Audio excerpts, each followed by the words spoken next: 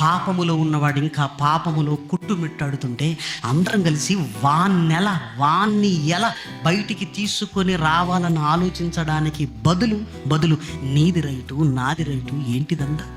ఇది ఎలా ఉందంటే ఏమండి, ప్రమాదం జరిగినప్పుడు అండి కాపాడటం అనేది ముఖ్యం, కానీ వీడియోలు తీసేవాళ్ళు ఎక్కువైపోయారు.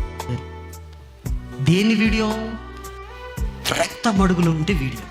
వాళ్ళని చూసినప్పుడు ఎంత చిరాకు అనిపిస్తుంది మరి మన వారిని. నువ్వు చేయవలసింది చేయకుండా వీడియో ఎందుకు? ఈరోజు క్రైస్తవ సమాజాన్ని చూస్తుంటే ఇదిగో పాపిని రక్షించడానికి వదిలేసి ఈ వీడియోలు ఎందుకు? కుటుంబాలలో కన్నీరు నీకు తెలుసా? తాగి ఆ కుటుంబం నరకాన్ని చూస్తుంది రోజు. ఆయన మారితే బాగుంటుంది నీకు అనిపించడం లేదా? యవన కాలంలో డ్రగ్స్కు బానిసైన యువతను చూస్తున్నావు కదా, వాళ్ళ కుటుంబంలో ఉంటున్న పరిస్థితులు ఏ రోజైనా ఆలోచించావా?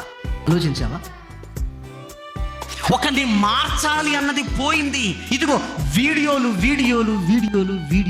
ఏంటంటే ఈ లోకంలో ఉన్నవాడు కాపాడకుండా వీడియోలు తీస్తుంటే అసహించుకుంటున్న మనమేం చేస్తున్నాం?